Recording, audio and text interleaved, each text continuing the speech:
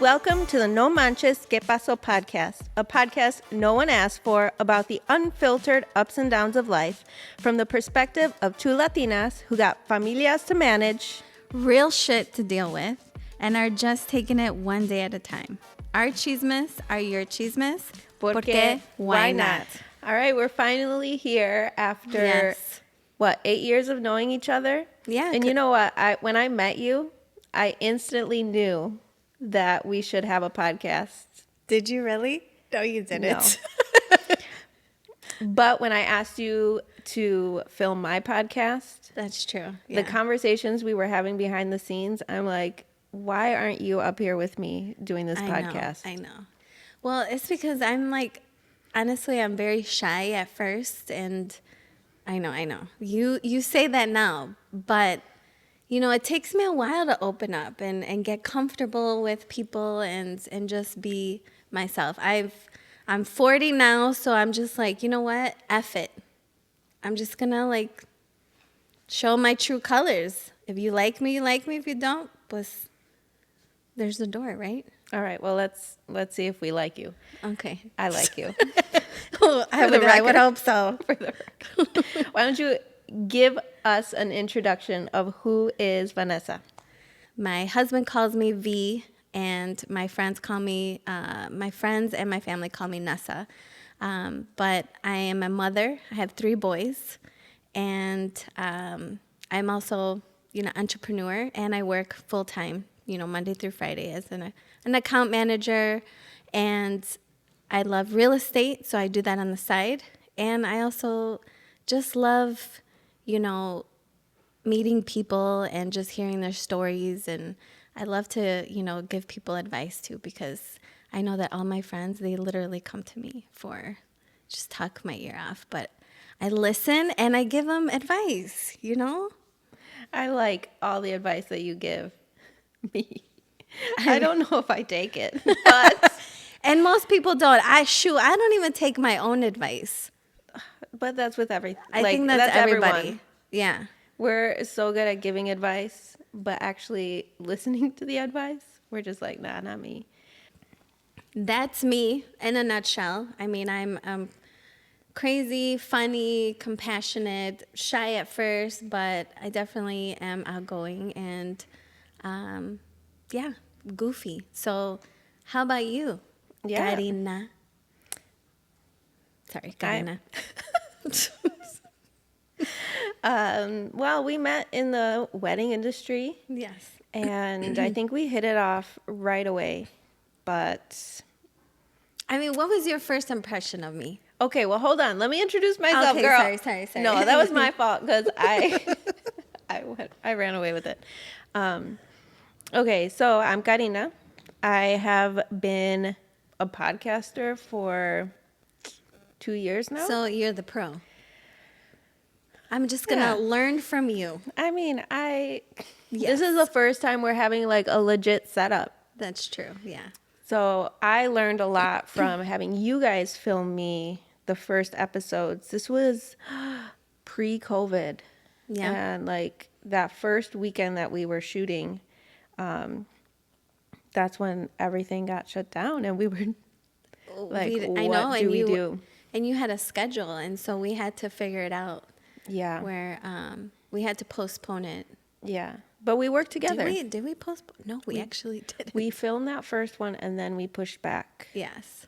Because everyone else rescheduled. Anyway, so I'm a podcast host with Elevating La Cultura. Mm-hmm.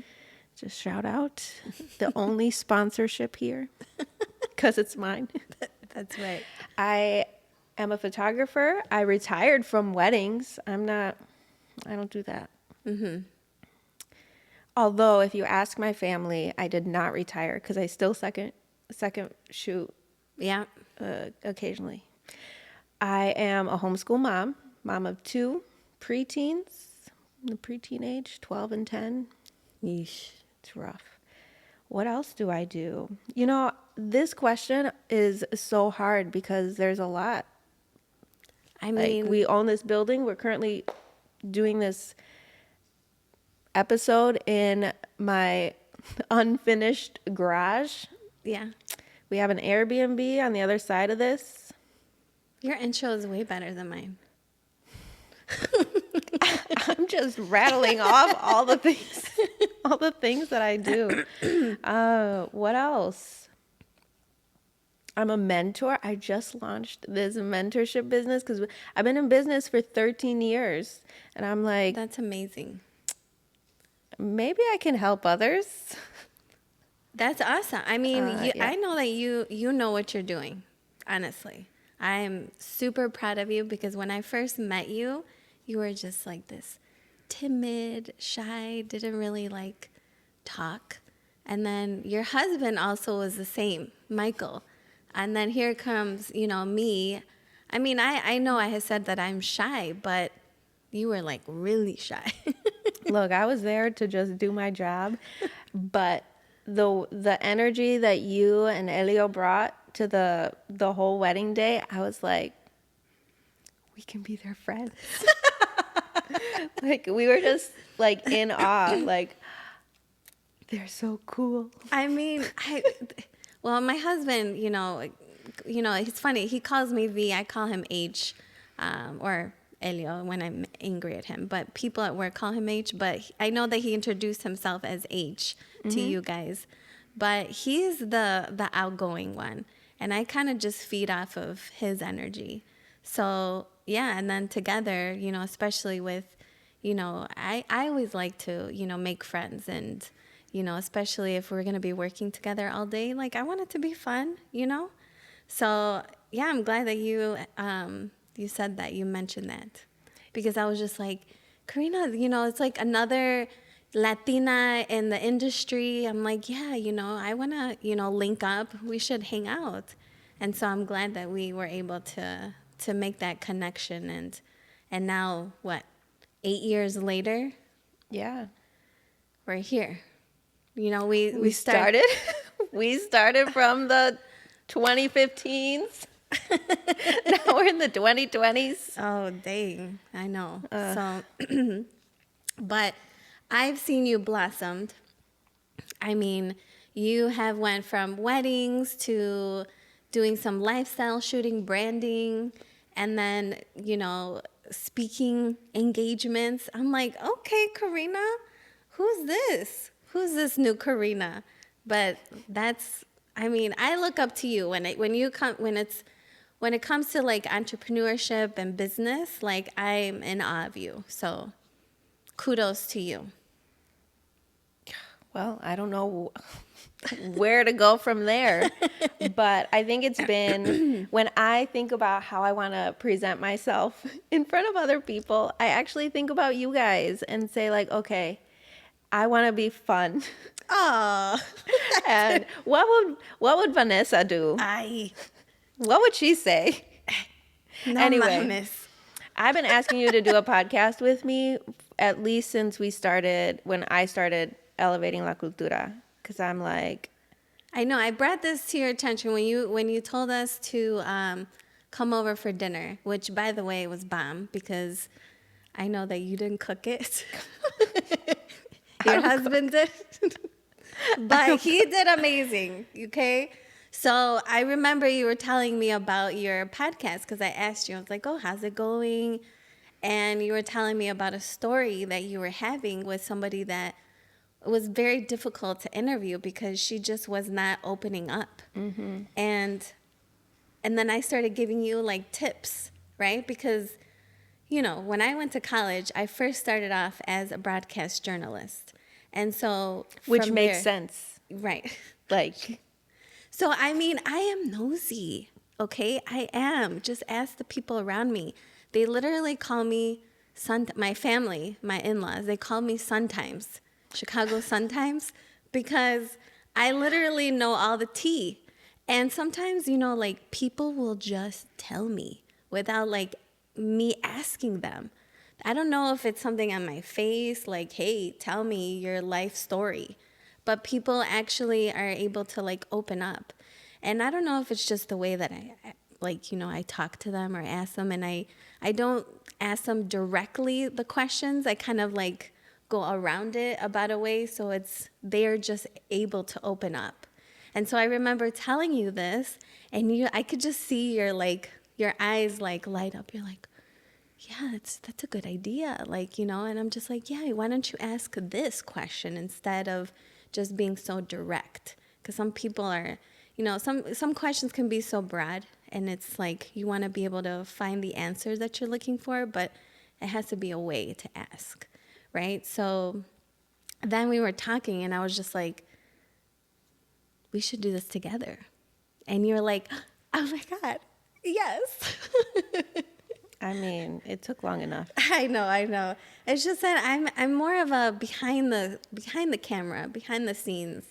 But isn't that the case with like most photographers, most videographers? We're comfortable behind capturing It's all of true. the mess that is in front of our cameras and making Girl. it not look messy. Girl, I was just telling my husband that because I retired too from weddings because I just can't anymore. And there were times where weddings were a hot mess. Like nothing was coordinated well. Everything like the dance floor, like there were times where it would only be like 2 or 3 people dancing. But we made it seem like it was lit because we would just be zooming in on those 3 people dancing. And then, when you edit, you just kind of like, they didn't know. People don't know like what it was in the big picture. Just get Just same get those person. the same people at different angles. It's all about the angles. Yes.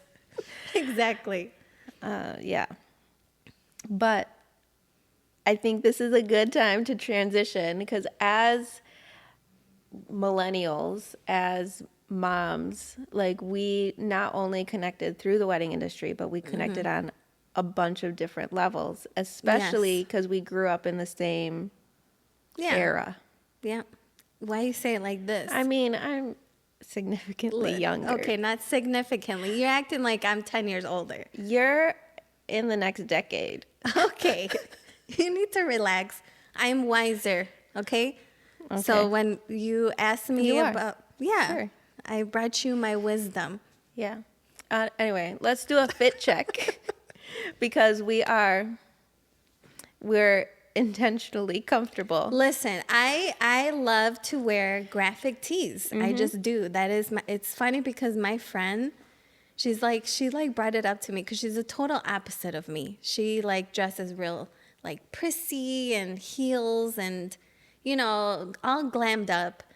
And I'm just like, nah, I want to be comfortable. And now she has feet problems because she used to wear stilettos all the time. Ándale. Bunions. But I mean, she's got some neuroma.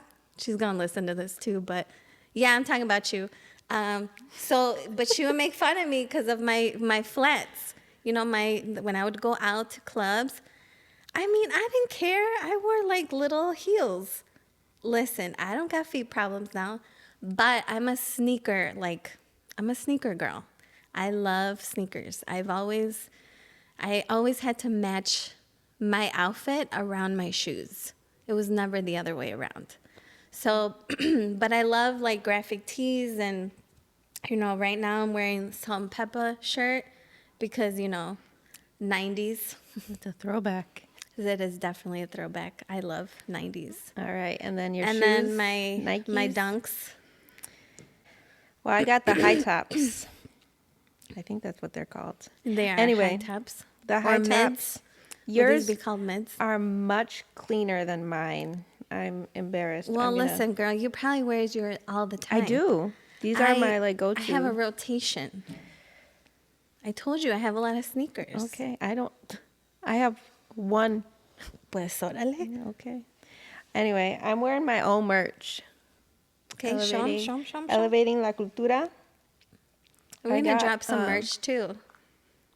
No manches. Yeah, I got my little podcast mic there. It's got a saying in the back. Pero we also are going to be featuring either a small business or a drink. Yes. And I thought that this was, since this is our first episode, I made you my go-to drink. Okay, now hold on. You know that I don't like to drink a lot. So I'm not a big alcohol person. Listen, when I like to drink, I want the drink. I don't want to taste the alcohol. I want that shit to creep up. Like, like when you've had you're drinking, you're like, dang, this doesn't taste like anything like alcohol. And then you're like 3 drinks in and you're like dancing on top of tables.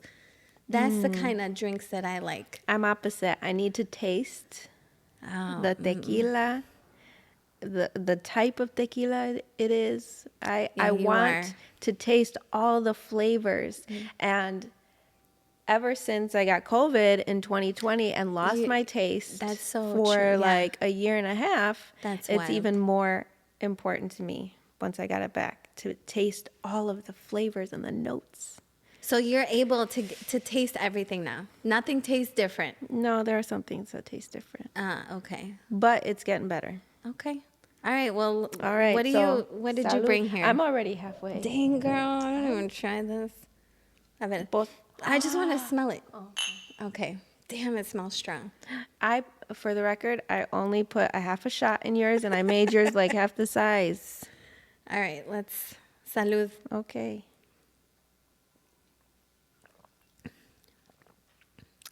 All right. I can taste it.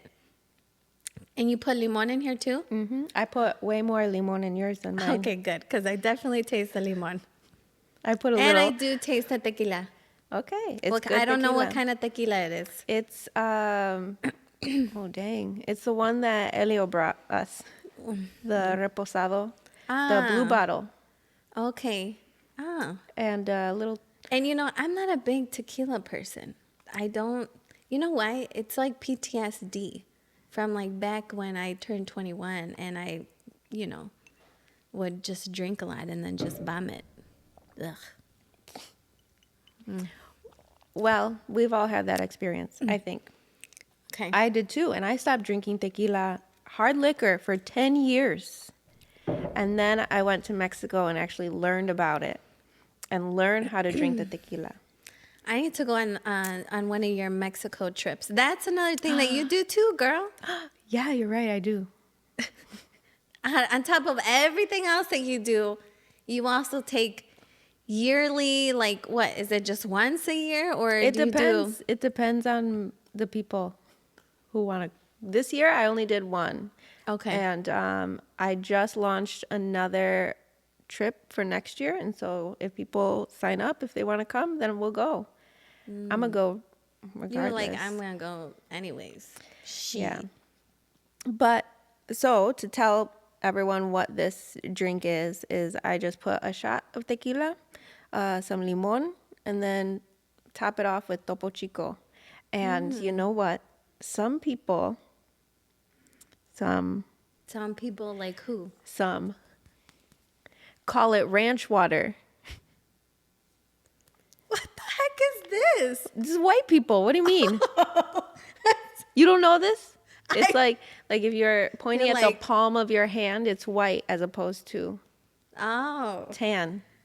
I mean, okay. Because listen, I have a tan and I guess am white. It's the youngins. So that know that. All right, so I guess it is the young. Okay. Listen, I'm not. Don't be talking about youngins. Okay. I'm in there too. All right. Yeah. So there's people that call it ranch water. Ranch water. That's yes. That's a first. I was drinking this before the whole ranch water thing came out, and I first heard about it during the pandemic when everyone was talking about everything on social media, and I was offended. Anyway. You're like, this ain't ranch water. It's actually good. You see? I'm taking another sip. Oh, thank you. I don't feel it's watered down tequila. I know it is watered down, but I like it's been sitting here. Look at my ice cube. Listen, it was a whole big. I'm actually really happy you gave me half a shot because I don't know if I would be able to continue with the podcast. I'm just kidding. It's not that bad. But I don't have any like food in my system right now, so Okay. Well, this is real. This is raw. All right. So, next, I wanted to talk about, and I guess you already touched on this, how I've grown and how I've changed since you met me. And I remember when we went out to dinner for the first time. First of all, that's us going out to dinner is so hard to coordinate because we have kids. But you were pregnant with your third or second? the second. That was a long time ago. We went 2015. Yeah. And by No, 2016. 2016. It was 2016 when we went out. Yes. Well, we met and it took us a whole year to I know, hang out. because with I know. weddings and then every weekend we were booked. Mm-hmm. So, yeah, it makes sense that it took that long to get together.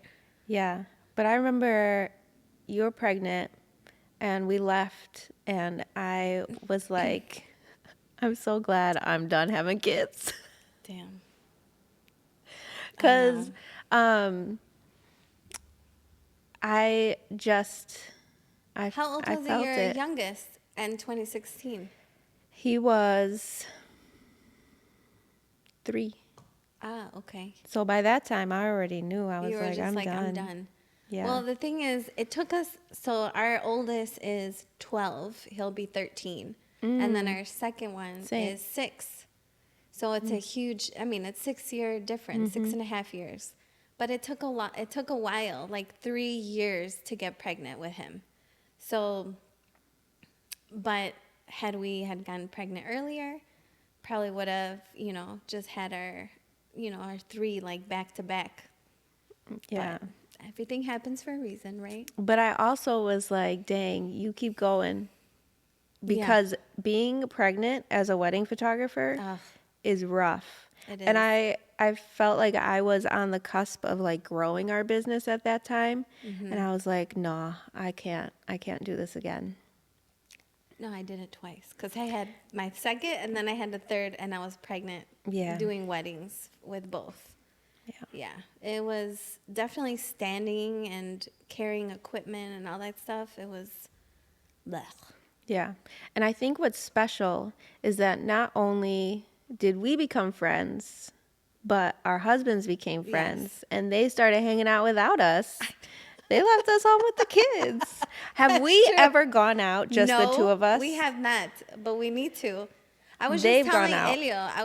Elio that because I like see you and I watch your stories on, all these events that you're going to, and I was like, man, I really need to get out there. Mm-hmm. I need to like go out and network. That's one thing that I am not good at. Really? That's funny that you say that, but it's so.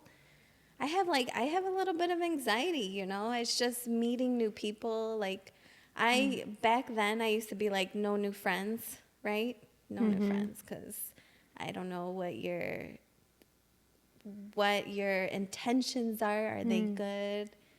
So that's always like, and I don't know if that is childhood trauma, We'll touch upon that Probably. on another episode, but I think like just watching you grow and then like I see my husband, networking, and he can literally make friends with the wall, okay? Because he just talks to anybody and everybody.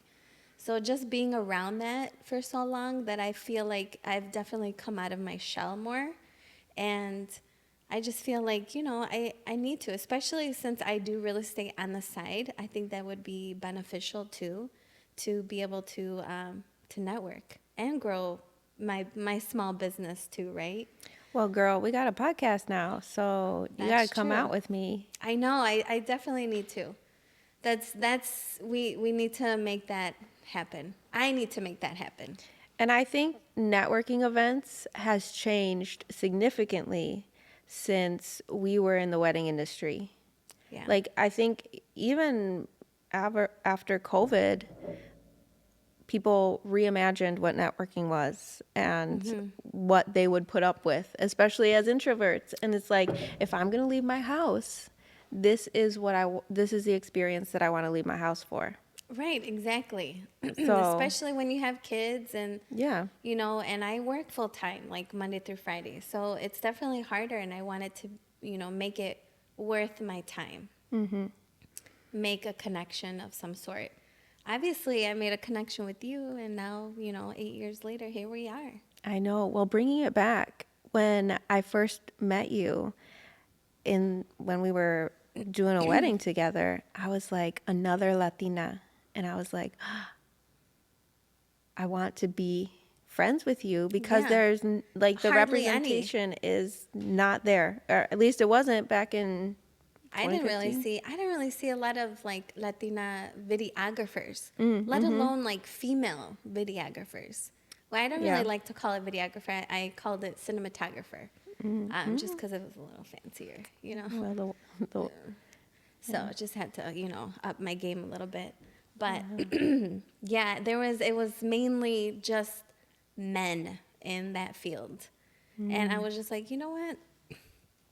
Fuck that shit, because I am a woman. I love to create content. I'm a creative person. So, and I went to school for editing. And, you know, that's another, you know, field that not a lot of women are represented. So I was just like, I don't care. Like, I'm going to do it, and I'm going to, like, I remember just doing a couple of pro bono weddings just to get my name out there. And I did, like, a friend from high school, I reached out to her. Like, I hadn't even talked, I haven't even spoken to her since high school. So when I reached out to her, it was like 2014. I graduated high school in 2002. Like, that was a long time ago. I was like, you know what? I'm having dreams, like in my dreams, like I'm a very spiritual person, so I like I see signs, and I go with my gut, and I mean, always follow your intuition, right? So I was like having these dreams, like just reach out to her, just reach out to her, reach out to her and see if she wants a videographer, sorry, cinematographer. And so I did. I was like, hey, I know this is a strange request, but if you don't have a cinematographer for your wedding, and if you're looking for somebody to film it, I'm starting my business. I can do it for free. Let me know. And she was getting married at the Wit in downtown, and I was just like, that's the type of weddings that I want to Yeah. film.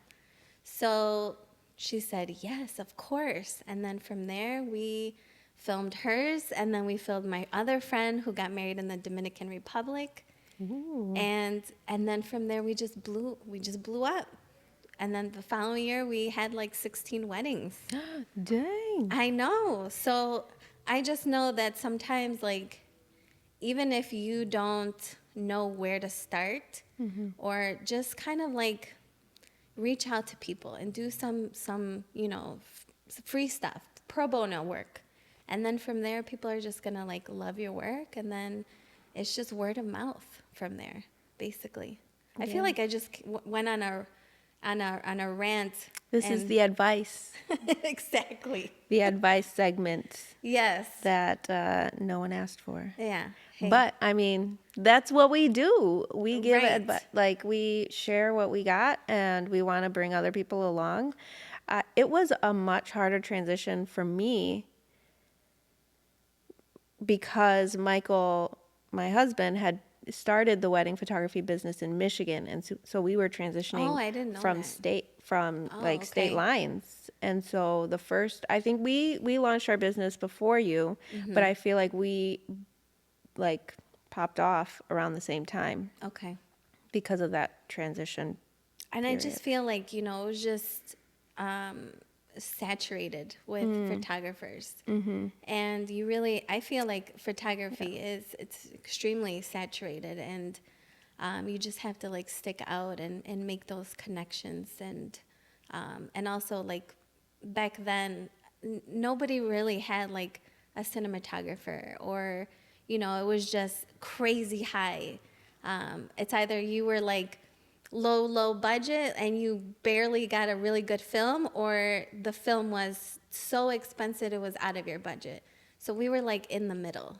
You know, we made it sure Yeah. that it was just kind of like we were able to reach out to those couples that didn't want to go crazy but also wanted a, you know, a good quality video. Mm-hmm. So we were right there. Yeah. Well, if anything good came out of the wedding industry, it's the friendships. Exactly. I know. it's- And I sound really cheesy, and but I really appreciate your friendship, your relationship, and I have like a good handful of friends that I still keep in touch with in the wedding industry. Most of them are not in the wedding industry anymore. I mean, you get burnt out. Yeah. You And really do. as you get older, like you just Why you don't want to do put up that with stuff. as you get older? Why you Wow. do that? Just courage. You know, you gonna get there pretty soon. In 3 years. Not that, I mean, 3 years is a long time. We were in this pandemic for 3 years, and it seems like a long time. That was, I know, it does. It's a but long time. Time flies when you're having fun. All right. Well, I think that is a wrap on this episode. Yes. Anything else you want to add? No, I'm excited for this new venture, and I, you know, we're just gonna like take it episode by episode and spurts of knowledge and advice here and there, and Yeah. hopefully we have some guests that want to come on our show and people that want to give us their stories so that we could talk about it and give advice. I think that's. I know. I'm So, excited. For the listeners, be ready because we're going to ask you for your stories and your questions. Yes. And we're going to give our unsolicited advice. Even though you didn't ask for it, I'm still going to give it to you. Yeah, whether you take it or not, that's Right. on you. Which is the story of our lives. Yeah. Anyway, I guess until next time. Deuces. V out. K out. Wow. Okay. She just wants to be like me. I do. All right, that's a wrap. That was good.